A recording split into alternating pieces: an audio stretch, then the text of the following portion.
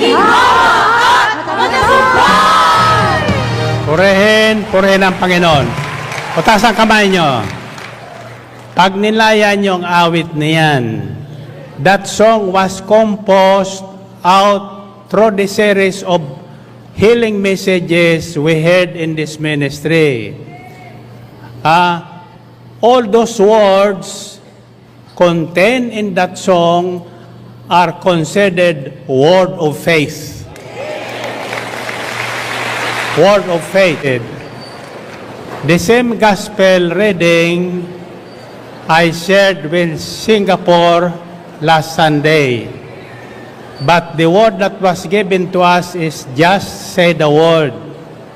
Ang tanong ko ay, ano ang nagpagaling doon sa alipin ng Kapitang Romano?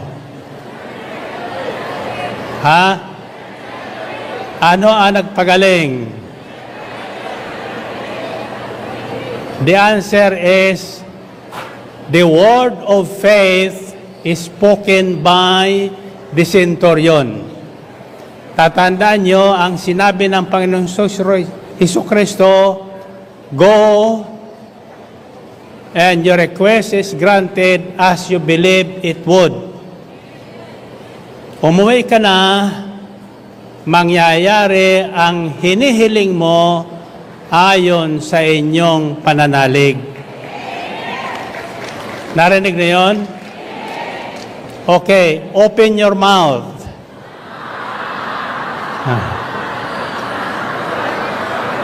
Lahat na nakikinig ngayon na hindi makapagsalita, sabihin nyo,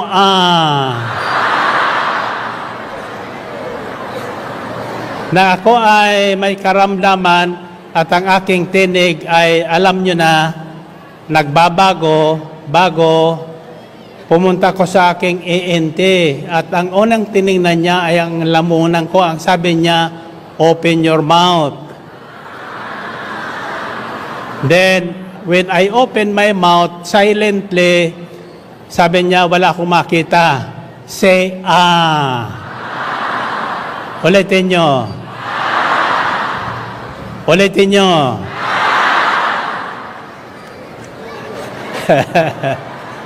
Lakasan nyo. Kayong makikinig sa ospital, kayong mga hindi nakapagsalita dahil kayo'y inatake, open your mouth now and say, Lakasan nyo.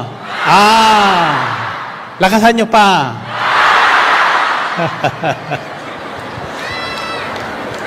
Ngayon, makakauwi na kayo. Pinagaling na kayo ayon sa inyong pananalig. Amen ba? Taas ang kamay nyo. Pagkatapos ng gawain sa Singapore, habang ako'y kumakain, doon sa nireserban niyang kwarto, may lumapit sa isang brother. Sabi niya, Brother Mike, I just want to let you know, when I first opened my television station in Manila, you were at the Luneta Den. Ako niya isang drug addict. I was hopeless at the time. I was already thinking of committing suicide. But when I heard you speak the word, ang sabi mo sa akin, ikaw na hindi makaalis dyan sa bisyo mong droga, pumunta ka ngayon sa Luneta, makikita mo ang himala ni El Shaddai. At nung gabing yon, over na tayo, nakipagsiksikan sa Luneta, at kinabukasan, sa salitang nakalaya siya sa droga. Kaya nasa Singapore siya para magtrabaho at matagal na siya sa Singapore, nagtatrabaho, may bagong buhay. Anong ibig sabihin noon? Anong ibig sabihin ng kwentong yon? Sa Diyos ay walang imposible. Now, what is TJIB? That is our word of faith in this ministry. Pag hinahayag sa inyo ang salitang, I have good news for you, anong sinasagot nyo? Thank God I am blessed. Because the good news, the Word of God, kapag tinanggap natin at nanalig tayong magaganap ang sinabi ng Diyos, all we have to do is say, thank God I am blessed. Ulitin nyo nga. Thank God I am blessed. Tapos sabihin nyo, Ulitin nyo. Hindi, ulitin nyo yung simula. Thank God I am blessed. Ulitin nyo.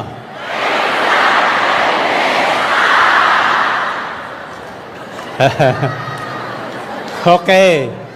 Now, muli kong pinagnilayan at hininin ko sa Espiritu ng Panginoon ano ang nagpagaling at sino ang nagpagaling doon sa alipin ng Kapitang Romano. Ang sinabi ng Panginoong Kristo, go home. It will be done for you as you believe it would. Umuwi ka na, mangyayari ang hinihiling mo ayon sa iyong pananalig. So, sino ang nag-pronounce ng word of faith para doon sa may sakit ng alipin ng kapitan? Ang nagpagaling ay sinabi ng Panginoon, go, it will be done as you believe it would. In other words, sa pamagitan ng mga sinabi ng Romano, sa Panginoong Kristo, may nabanggit siyang salitang nagpagaling. At nang sabihin ng Panginoon, umuwi ka, mangyayari ang ayon sa sinabi mo. Pinatunayan lang ng Panginoon ang sinabi ng Kapitang Romano ayon sa kanyang pananalig. In the Gospel according to Mark, inutosan ng Panginoon ang kanyang mag-alagad pagkatapos niyang muling mabuhay. Ang sabi niya, go unto the world and preach the good news. Those who believe and is baptized will be saved. Those who do not is condemned already. And these signs will follow those who believe. They will lay their hands upon the sick, and the sick will get well. They will speak in new tongues. Magsasalita siya sa iba't ibang wika. And towards the end, sinasabi doon, and the Lord confirm their word with signs following. At pinatunayan ng Panginoong Kristo ang ipinangangaral ng kanyang mga alagad sa pamagitan ng mga tanda, himala at kababalaghan. Narinig niyo yun? In other words, the miracles, the signs, wonders, and miracles of God is right at the tip of our tongue. Nasa sasabihin natin, kung tayo ay totoong may pananalig sa Diyos, hindi pwede ang panalangin nagsisimula sa salitang sana. Don't you ever speak that word, sana. Sapagkat ang sana ay galing kay Susana. Ibig sabihin, salitang walang pananalig. Salitang patsamba-tsamba. Kung sa cook, sa nagluluto, patsam. Ang luto na ay patsam. Narinig ba kayo? Now, the Word of God, the Word of faith for us today na pasalubong ng ating Panginoon sa lahat na nakikinig ngayon ay TGIB. Pag naririnig nyo ang salita na tumimo sa inyong puso, i-confirm niya ng, thank God I am blessed. Say the word, thank God I am blessed. Kumusta na kayo? Ano pa? Ano pa? Sa pag-ibig, malaya, kaya pa kalooban, maginawa at matagumpay! Thank God. Prosperous talaga! Thank God, I am blessed, happy and prosperous talaga. Magaling na, mayaman pa, matalino, matuwid, malaman, wagas ang pag-ibig, malaya, kaya pa kalooban, maginawa at matagumpay! Purihin ang Panginoon. Putaas ang kamay nyo. Pag nilayan nyo ang awit niyan, that song was composed out through the series of healing messages we heard in this ministry. All those words contained in that song are considered word of faith. Word of faith. Kasang kamay nyo. Ano ba ang sinabi ng Kapitang Romano? Bakit na-amaze sa kanya, namangha sa kanya ang Panginoong Kristo? At sinabi niya, wala akong nakita nagtagpuan sa buong Israel ng ganitong kalaking pananalig ng tao. Ano ang sinabi ng Kapitang Romano? Nang lumapit siya sa kanya, sa Panginoon, ang sinabi niya, Panginoon, tulungan niyo po ako.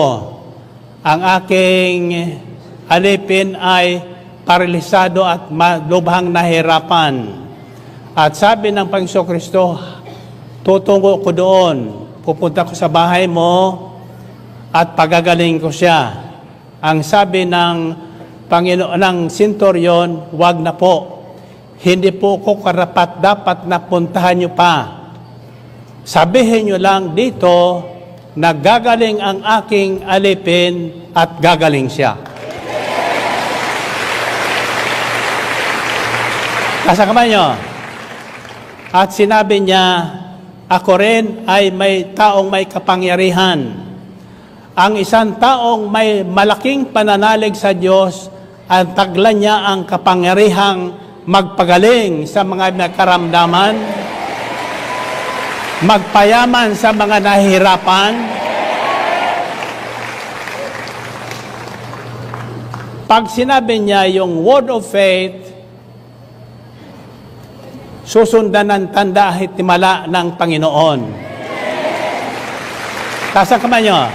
In other words, for us to experience the wonders and miracles of God, of the Word of God, first, we have to believe God exists.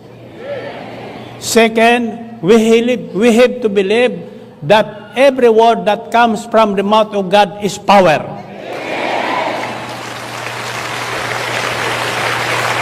Amen ba? In other words, bawat sasabihin natin, hindi tayo magsasabing yung alinlangan. Nakatitiyak tayo. Sabi sa Salmo 91, nakatitiyak na ang tatamuhin niya ay kaligtasan. May katiyakan ang ating pananalig sa Diyos. Sapagkat ang ating Diyos ay isang Diyos na hindi sinungaling. Isang Diyos na hindi nagbabago ang kanyang isip. Pag sinabi niya, kanyang gagawin. Pag ipinangako niya, kanyang tutuparin. Lahat na ginagawa natin sa gawaing ito ay ayon sa ating pananalig. Ang binabahagi ko sa inyo ay hindi galing sa aking